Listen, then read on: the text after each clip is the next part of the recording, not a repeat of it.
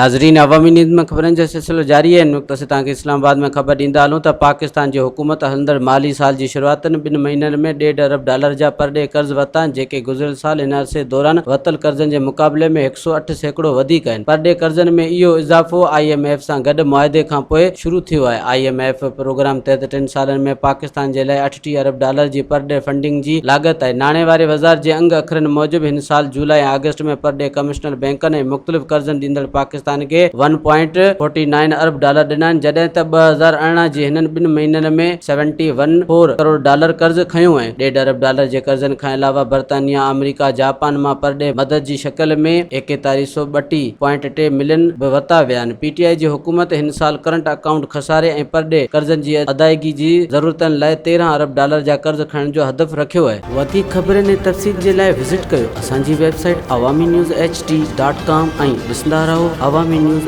HD।